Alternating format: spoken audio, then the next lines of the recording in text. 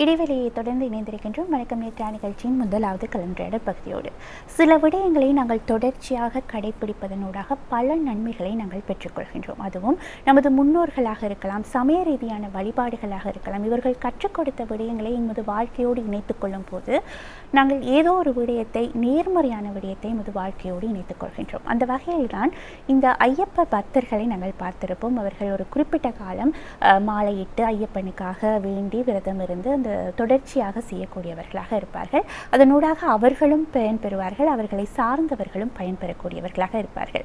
இவர்களை பற்றி ஏன் இந்த நேரம் பேசுகின்றோம் என்றால், ஐயப்ப யாத்திரையை தற்போது புனித யாத்திரையாக எமது அரசாங்கம் பிரகடனப்படுத்தி இருக்கின்றது. இது தொடர்பாகவும் ஏன் இதற்கு இவ்வளவு முக்கியத்துவம் கொடுத்திருக்கின்றார்கள், இதன் அவசியம் தொடர்பாகவும் தான் இன்றைய நிகழ்ச்சியில் நாங்கள் கலந்தாலோசிக்க இருக்கின்றோம். இன்றைய நிகழ்ச்சியில் எங்களோடு இணைந்திருக்கின்றார் கொழும்பு ஸ்ரீ கதிரேசன் வீதி கோயில் அருள்மிகு ஸ்ரீ தேவி கருமாரி அம்மன் கோவிலின் ஸ்ரீ சாந்தஸ்வரூப ஆன்மீக சேவா குழுவின் சுவாமி ஸ்ரீ ரெங்கதாஸ் விஜயானந்த் அவர்கள் தான் எங்களோடு இணைந்திருக்கின்றார். வணக்கம். வணக்கம். நான் சொன்னது போல சில விடயங்களை எமது வாழ்க்கையோடு இணைத்துக் கொள்வது எமது வாழ்க்கையை மகிழ்ச்சி அடைய செய்கின்றது, அல்லது நேர்மறையான விடயங்களை எங்கள் வாழ்க்கையில் இணைத்துக் கொள்கின்றது.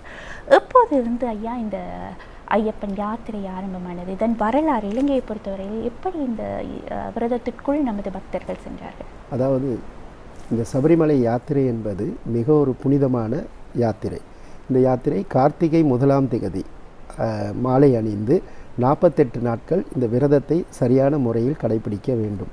இந்த விரதமானது 48 நாட்கள். இதில் விரதத்தில் மிக முக்கியத்துவமாக இந்த ஐயப்பன் விரதத்தில் சொல்லப்பட்டிருக்கின்றது பிரம்மச்சாரிய விரதம். அதாவது ஒரு 48 நாட்கள் துறவரமாக நாம் ஒரு சந்நியாசியாக வாழ வேண்டும். அதாவது இந்த விரதத்தில் நாம் தரையில் துண்டு விரித்து படுக்க வேண்டும். 2 வேளை நீராடி ஐயனின் சரண கோஷங்களை விழித்து அந்த 108 சரணங்களை சொல்லி இப்படியாக நாம் இந்த விரதத்தை சரியான முறையில் முடிவெட்டுதல், சவரம் செய்தல் இதெல்லாம் தவிர்த்து பிரம்மச்சாரிய சுத்த சைவமாக உணவுகளை உண்டு இந்த விரதத்தை மேற்கொள்கின்றோம். இப்படியான இந்த காடு மலைகளில் நாம் சென்று அந்த ஐயனின் தரிசனத்தை காண இந்த விரதத்தை மேற்கொண்டு இருக்கின்றோம். இந்த 18 படி சபரிமலையில் இந்த 18 படிக்கு மிக மிக ஒரு முக்கியத்துவமாக வாய்ந்திருக்கின்றது. அதுக்கு ஒரு முக்கியத்துவம் கொடுக்கப்பட்டிருக்கு. இப்போ பல ஆலயங்களில் நாங்கள் படியில் ஏறி செல்லுவோம், அங்கு மூலஸ்தானத்தில் வீட்டிற்கும் இறைவனை வணங்குவோம். ஆனால் சபரிமலையில் இந்த 18 படி ஐயனை காண்பதற்கு அந்த 18 படியில் ஏறுவதென்றது, அந்த 18 படிக்கு தினமும் பூஜைகள் நடைபெறும். அந்த 18 படிக்கு தீபாராதனை எல்லாமே நடைபெறும். அந்த படியில் தான் இந்த புனிதமான இந்த விரதத்தை மேற்கொள்பவர்கள் அந்த படியில் கால் பதித்து ஏறி ஐயனை தரிசனம் செய்ய வேண்டும் என்பது மிக ஒரு முக்கியத்துவம். அந்த படி ஏறும்போது அவர்களின் தலையில் இருமுடி என்ற ஒன்று இருக்க வேண்டும். இந்த 18 படியில் 18 தேவதைகள் இருக்கின்றார்கள். இந்த சரியான அந்த அவர்களை நாம் அங்கு அந்த 18 படியை தாண்டுவதற்கு இந்த விரதம் முக்கியத்துவம். இந்த விரதத்தில் அதாவது இந்த 18 படி பரசுராமரால் பிரதிஷ்டை செய்யப்பட்டது. இந்த விரத முறைகளை அகத்திய மாமுனிவர் வகுத்து கொடுத்திருக்கின்றார். இந்த விரத முறைகளை இருந்து வரும்போது தான் நிச்சயமாக அதற்குண்டான பலன் கிடைக்கும் என்பது. இந்த சபரிமலையில் ஒரு தத்துவமசின்னு ஒரு வார்த்தை இருக்கின்றது. அதாவது நம்ம எல்லா கோயிலுக்கும் போனோம், இறைவனை நாங்கள் கும்பிடுறோம். இந்த சபரிமலையில் என்பது என்னதென்றால், இறைவன் நமக்காக காத்திருக்கின்றான். அப்படி அதாவது நீதான் நான், நான் தான் நீ, அந்த தத்துவமசியின் அர்த்தம். அதாவது நம்மளை பார்ப்பதற்காக அங்கே இறைவன் இருக்கின்றான். அதை நாம் அந்த விரதத்தை சரியான முறையில் நாம் கடைபிடித்து அங்கே செல்லும் போது அதற்குண்டான பலன் அங்கு நமக்கு கிடைக்கும். அதாவது இதில் இப்போ இலங்கை பொறுத்தவரை பல இளைஞர்கள், உலகமெங்கும் பல இளைஞர்கள் மத்தியில் இந்த வழிபாடு அதிகரித்து வருகின்றது. அவர்களை நல்வழிப்படுத்துவதற்காக இந்த விரத முறைகள் மிக ஒரு முக்கியமாக இருக்கின்றது. இந்த இளைஞர்கள் மத்தியில் இந்த விரதத்தை இருந்து அவர்கள், அதாவது இந்த விரதத்தில் ஒரு முக்கியத்துவம் என்னென்றால், மனிதன் ஒரு நல்ல மனிதனாக முதல் வாழ்வதற்கான ஒரு விடயம்தான் இதில் நமக்கு கொடுக்கப்பட்டிருக்கின்றது. நமக்கு தீய எண்ணங்கள் அந்த இந்த விரதம் இருக்கிறவர் கட்டாயமாக ஒவ்வொரு வருடமும் சபரிமலை சென்று வருபவர் தீய எண்ணங்கள் அவர்கள் மனதில் தோன்றாது. அப்படியான ஒரு எண்ணங்கள் அவர்கள் வாழ்க்கையில் நல்ல ஒரு வழியை கொடுக்கப்படும் விரதம் தான் இந்த ஐயப்ப விரதம். அப்படியான விரதத்தை கடைபிடித்து நாம் சரியான முறையில் கடைபிடித்து அங்கு செல்லும்போது அங்குள்ள ஐயப்பன் நமக்கான எல்லா விடயங்களையும் நமக்கு தேவையான நல்ல எண்ணங்களையும் நமக்கு தருகின்றார் என்பது மிக மிக ஒரு போற்றத்தக்க விடயம். நிச்சயமாக இந்த விரதங்க காலத்தில் நாங்கள் எங்களது மதம் ஒருநிலைப்படுகின்றது. ஒரு வகையில் நாங்கள் இறைய சிந்தனையிலேயே ஈடுபடுகின்றோம். ஒருவரை அந்த அளவு நேசிக்க முடியுமா ஐயப்பனை என்ற அளவிற்கு அந்த பக்தர்கள் அந்த சிந்தனையிலேயே இருப்பார்கள்.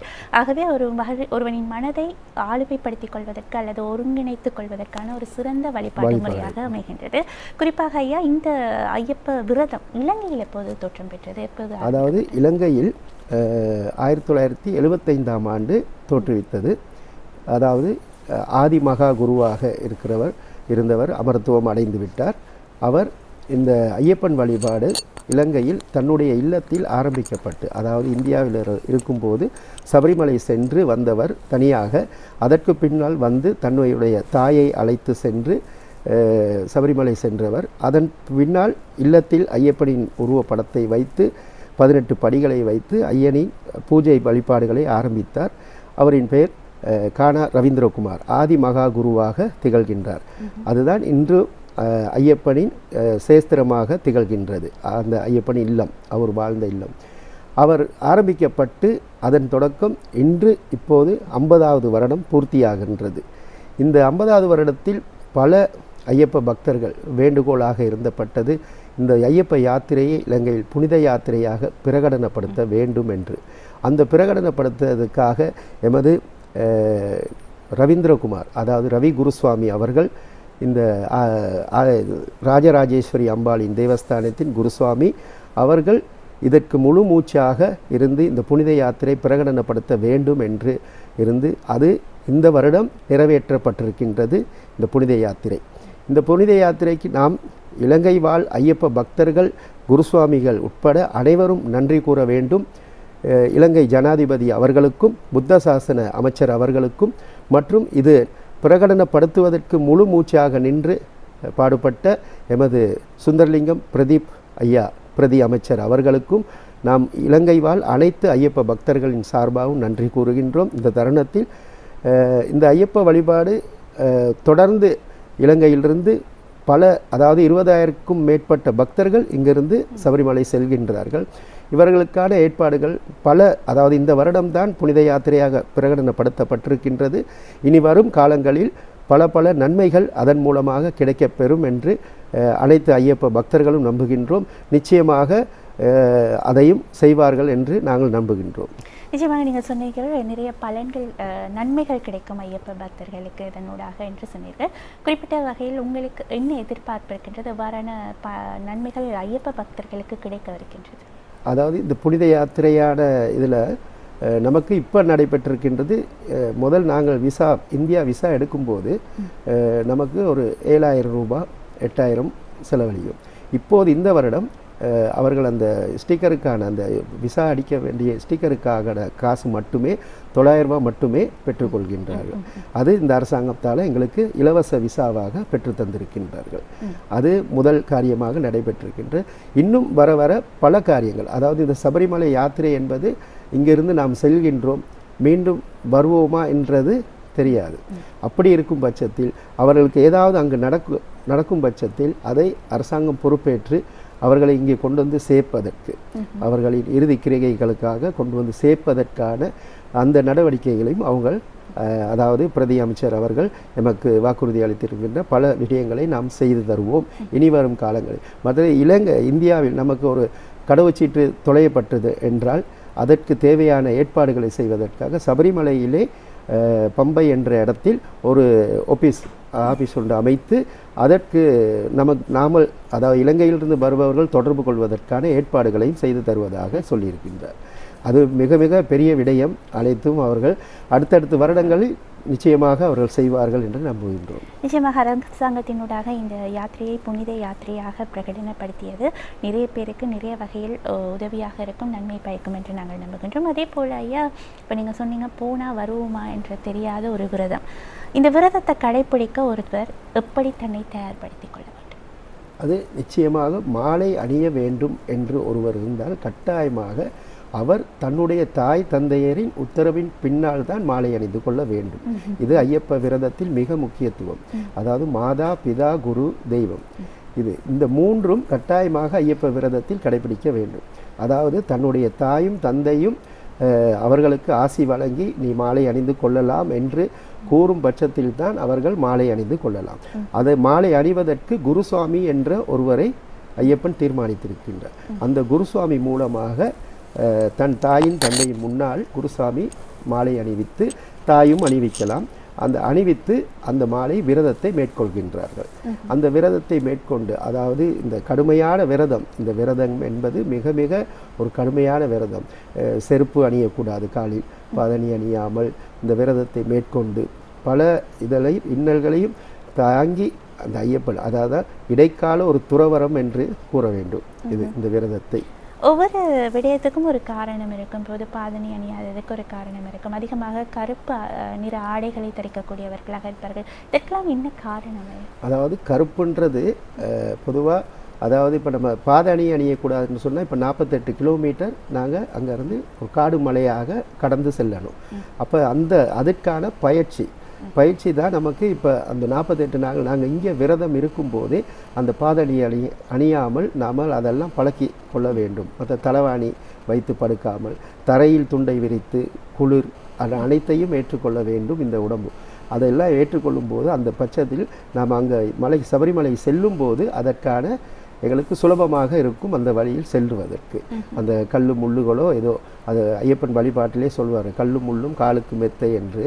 அந்த இதன்படி அந்த இதுகளெல்லாம் நமக்கு எந்த இதுவுமே தெரியாது. ஏன்னா இங்கே நாங்கள் பழக்கப்பட்டு அதை செல்லுகின்றோம். இந்த கருப்பு ஆடைன்றது பொதுவாக இந்த காட்டு வழியில் போகும்போது அந்த மிருகங்களுக்கு அது ஒரு நமக்கு பாதுகாப்பான ஒரு ஆடையாக கருதப்படுகின்றது. அது ஒவ்வொரு புராண கதைகளும் சொல்லுகின்றார்கள். ஆனால் இதுதான் சரியான இதாக இருக்குன்று நான் நினைக்கின்றேன். நிச்சயமாக. அதே போல் இந்த விரதம் என்றால் உணவை தவிர்த்தல் அல்லது உணவை சுருக்குதல் என்று சொல்வார்கள். இதில் உணவு எப்படி ஐயா? உணவை என்ன மாதிரியான உணவுகள்? பொதுவாக விரதம் என்பது உணவு கட்டுப்பாடுன்றது தான் நம்ம பொதுவாக எல்லா விரதத்திலையும் நம்ம இந்த விரதத்தில் மிக மிக முக்கியத்துவமாக சொல்லப்பட்டிருக்கு பிரம்மச்சாரிய விரதம். நாம் காம இச்சைகளை தவிர்த்து அதுகளை இது பண்ணி நாம் இந்த விரதத்தை மேற்கொள்ள வேண்டும் என்பது தான் இது. உணவு, காலை உணவை தவிர்த்து கொள்வது நல்லது. காலை உணவை தவிர்த்து பகல் மட்டுமே அவர்கள் இல்லத்தில், அதாவது சுத்தமாக இல்லத்தில் சமைக்கப்பட்ட உணவை உண்ண வேண்டும். வெளியில் எங்கும் மாலை அணியாத எந்த ஒரு இல்லத்திலுமே உணவு உண்ணக்கூடாது அப்படின்ற ஒரு கட்டுப்பாடும் இருக்குது. மாலை அணிந்த ஒரு சுவாமி, இந்த வீட்டிலாவது மாலை அணிந்த ஒரு சுவாமி வீட்டில்தான் உண்ண வேண்டும் என்பது இந்த விரதத்தில் குறிப்பிடப்பட்டிருக்குது. அதனால் அதே போல் இந்த மண்டல பூஜை என்ற ஒரு விடயம் அதிகமாக பேசப்படும். மண்டல பூஜையின் முக்கியத்துவம் என்னவாக? மண்டல பூஜை என்பது, அதாவது நம்ம கேரளா பொறுத்தவரையில் கார்த்திகை 1ஆம் தேதி தொடக்கம் 41 நாள், அதாவது கேரளாவை அங்கே பொறுத்தவரையில் அவங்களோட சமய இதன்படி 41 நாள் ஒரு மண்டலமாக கருதப்படுகின்றார்கள். அந்த மண்டல பூஜை என்பது ஐயனு அந்த 41 நாள் மிக பெரிய விசேஷமாக ஐயப்பனுக்கு தங்க அங்கிகள் அணிவித்து மிகப்பெரிய விடயமாக நடைபெறும் பூஜைகள். ஆனால் தமிழ்நாட்டு பொறுத்தவரை நம்ம இங்கே இலங்கையிலெல்லாம் 48 நாட்களாக கருதப்படுகின்றோம். அந்த 48 நாட்கள் என்பது ஒரு மண்டலம் என்பது 48 நாட்கள், அதாவது 27 நட்சத்திரங்கள், 12 ராசிகள், 9 நவக்கிரகங்கள், இதை கூட்டினால் 48 நாட்கள் வரும். இந்த 48 நாட்கள் தான் ஒரு மண்டலம் என்பது நம்ம. ஆனால் இலங்கையிலிருந்து செல்பவர்கள் கூடுதலாக நாம் 48 நாட்களுக்கு மேலாகத்தான் இந்த விரதத்தை மேற்கொள்கின்றோம். மேலாக விரதம் மேற்கொள்ளலாம், ஆனால் குறையப்படக்கூடாது. 41 நாட்களுக்கு கூட குறையப்படக்கூடாது என்பது தான் இந்த முக்கியத்துவம். அந்த 48 நாட்கள் விரதம் இருந்து நாம் அங்கு, அதாவது இப்போ வரும் 14ஆம் தேதி, ஜனவரி மாதம் 14ஆம் தேதி ஐயனின் ஜோதி தரிசனம் அங்கே நடைபெறுகின்றது. அந்த ஜோதி தரிசனத்துக்கு இலங்கையிலிருந்து பொதுவாக கூடுதலாக எல்லோருமே அந்த ஜோதி தரிசனத்துக்காகத்தான் செல்வார்கள் அங்கு. அது 14ஆம் தேதி நடைபெறுகின்றது. அது அங்கு பின்னேரம் 6:30க்குள் நடைபெறும் அந்த ஜோதி தரிசனம். அந்த ஜோதி தரிசனம் பார்ப்பதற்காக இலங்கையிலிருந்து, அதனால் இந்த 48 நாட்களை விட அதிகமான விரதம் நாட்களை கடந்து தான் அங்கு நாங்கள் சபரிமலை செல்கின்றோம், இலங்கையிலிருந்து கூடுதலாக. நிச்சயமாக ஐயா. அதே போல் நீங்கள் உங்கள் தனிப்பட்ட ரீதியாக ஐயப்பனோடு எத்தனை வருடம் நீங்கள் பயணித்திருக்கின்றீர்கள்? உங்களுடைய அனுபவம் தொடர்பு. நிச்சயமாக ஐயப்பன் வழிபாடு என்பது அடியேன் 1992ஆம் ஆண்டு சபரிமலை யாத்திரையை மேற்கொண்டேன். எமது ஆதி மகா குரு கானா ரவீந்திரகுமார் குருசுவாமியிடம் மாலை அணிந்து முதலாக சென்று தொடர்ந்து ஐயப்பன் யாத்திரையை மேற்கொண்டு இருக்கின்றேன். பல வழிகளில் எமக்கு ஐயப்பன் அதாவது ஐயப்பன் வழிபாடு என்பது வழிபாட்டில் மிக முக்கியத்துவம்.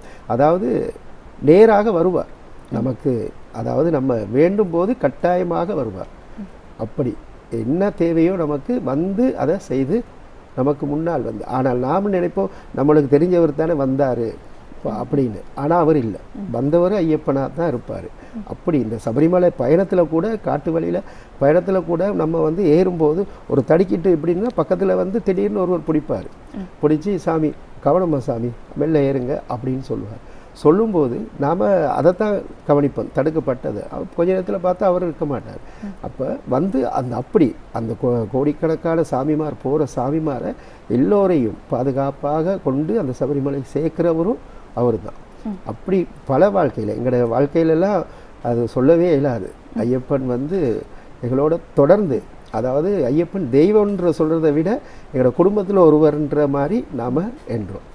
கிட்டத்தட்ட 33 வருடங்கள், குறிப்பாக இந்த ஐயப்ப பக்தர்கள், ஐயப்பரை வழிபடுபவர்கள் அவர்களை குடும்பத்தில் ஒருவராகத்தான் நேசிக்கக்கூடியவர்களாக இருப்பார்கள். வீட்டின் குழந்தையாக அல்லது தகப்பனாக, தன்னோடு தோழனாக, எத்தனையோ விடயத்தை அவரோடு பேசி கொள்ளக்கூடியவர்களாக இருப்பார்கள். நாங்கள் இந்த விரத வழிமுறையை பார்க்கும்போது வீட்டில் இருப்பவர்கள் எவ்வாறு கடைபிடிக்க வேண்டும்? ஐயா, ஒரு ஐயப்பர் மாலை போட்டவர் வீட்டில் இருப்பாராக இருந்தால் அவரை சுற்றி இருப்பவர்கள் செய்வார்கள். அவர்களும் கட்டாயமாக இந்த வீட்டில் ஐயப்பனுக்கான திருவுருவ படத்தை வைத்து அவர்களுக்கு அந்த விளக்கை ஏற்றி, அதாவது ஒரு ஐயப்ப சுவாமி மாலை அணிந்தவர் கடைபிடிக்க வேண்டிய விரதத்தை இல்லத்தில் உள்ளவர்களும் கட்டாயமாக கடைபிடிப்பார்கள்.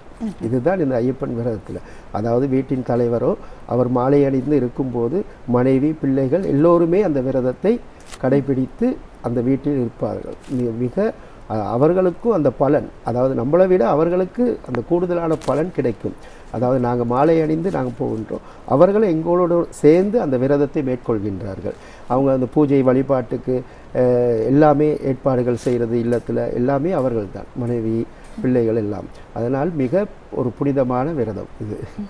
நிச்சயமாக ஐயா, நாங்கள் எப்போவுமே ஒரு விடயம் செய்கிறோம்னா எதிர்பார்ப்போடு செய்யக்கூடியவர்களாக இருப்பார்கள். உண்மையாகவே ஐயப்ப மாலை அணிபவர்கள் எதிர்பார்ப்போடு இந்த விரதத்தை கடைபிடிக்க வேண்டுமா, அல்லது எந்த எதிர்பார்ப்பும் இல்லாமல் கடைபிடிக்க வேண்டும்? எந்த எதிர்பார்ப்பும் தேவையில்லை.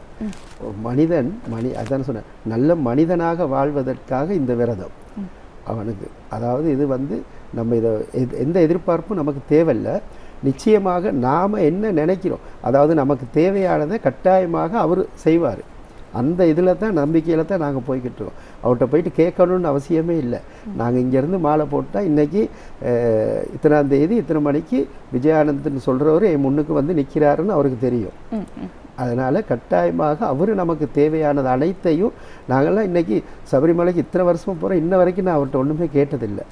தொடர்ந்து நான் சபரிமலைக்கு வரணும் அப்படின்ற அந்த எண்ணம் தான் அங்கே போகணுன்னு தோன்றும்.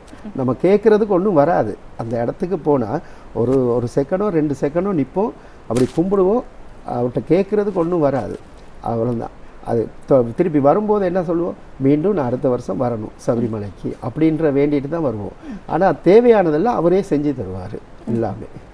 எந்த எதிர்பார்ப்பும் இல்லாமல் இறைவனை சிந்தித்து செய்யக்கூடிய ஒரு யாத்திரை. அந்த யாத்திரை புனித யாத்திரையாக இலங்கை அரசாங்கத்தினால் பிரகடனப்படுத்தப்பட்டிருக்கின்றது இவரிடம். அது தொடர்பான விவரங்கள், இந்த விரதம் தொடர்பான மகிமை தொடர்பாக எங்களுக்கு நீங்கள் நிறைய விடயங்கள் கூறியிருந்தீர்கள். அதற்கு மிகப்பெரிய ஒரு நன்றியை நாங்கள் தெரிவித்துக் கொள்கின்றோம் ஐயா, எங்களோடு இணைந்து கொண்டமைக்கு. இன்று எங்களோடு இணைந்திருந்தார் கொழும்பு ஸ்ரீ கதிரேசன் வீதி கோயில் அருள்மிகு ஸ்ரீ தேவி கருமாரி அம்மன் கோவிலின் ஸ்ரீ சாந்தஸ்வரூப ஆன்மீக சேவா குழுவின் சுவாமி ஸ்ரீ ரெங்கதாஸ் விஜயானந்த் அவர்கள் தான் எங்களோடு இணைந்திருந்தார். நன்றி. நிச்சயமாக இந்த கலந்துரையாடல் பகுதி உங்களது மனதில் நல்ல மகிழ்ச்சியை ஏற்படுத்தியிருக்கும் என்று நினைக்கிறோம். அடுத்ததாக இடைவெளி காத்திருக்கின்றது. இடைவெளியை தொடர்ந்து சிறப்பான கலந்துரையாடல் பகுதி ஒன்று காத்திருக்கின்றது. எங்களோடு இணைந்திருக்கிறது.